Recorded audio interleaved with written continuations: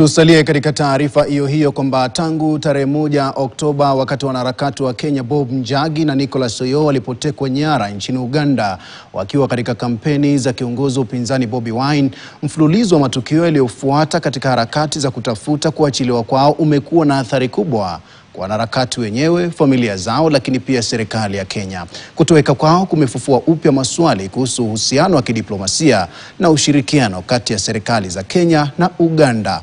Mwanahabari wetu Lennox Sengre na taarifa hiyo.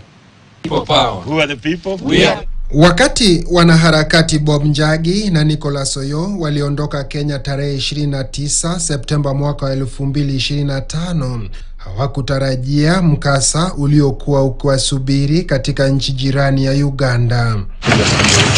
Tarehe 1 Oktoba wawili hao walikutana na dhoruba ya aina yake. Hii ni baada ya watu waliokuwa wamejihami kwa silaha kuwavamia na kuwateka nyara katika kituo cha mafuta cha Starbex jijini Kampala, muda mfupi tu baada ya kuhudhuria mkutano ulioongozwa na kiongozi wa upinzani Bobi Wine. Tangu wakati huo, wanaharakati, familia zao na hata serikali ya Kenya wamekuwa wakihangaika usiku na mchana kuhakikisha kuwa wanaachiliwa huru, lakini juhudi hizo zikigonga mwamba kwa takriban siku 38 za mateso na mahangaiko. Tarehe 23 Oktoba mwaka 2025, Mahakama Kuu ya Uganda ilitupilia mbali ombi lililotaka serikali ya Uganda kuamriwa kuwasilisha wanaharakati hao mahakamani.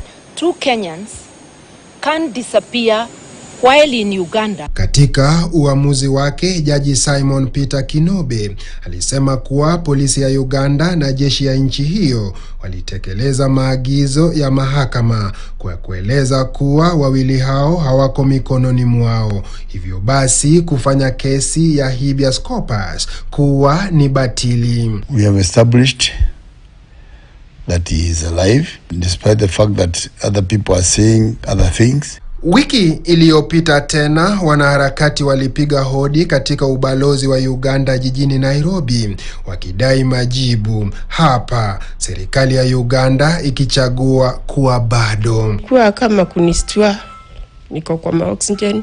Na jana usiku, kabla ya Njagi na Oyoo kuachiliwa huru usiku wa manane, kinara wa mawaziri Musalia Mudavadi alielezea waziwazi kukerwa kwake na hata kuhujumiwa na serikali ya Uganda kutokana na kushindwa kutoa majibu. Swali ni, nchi ya Uganda imekuwa hatari kiasi hii kwa Wakenya?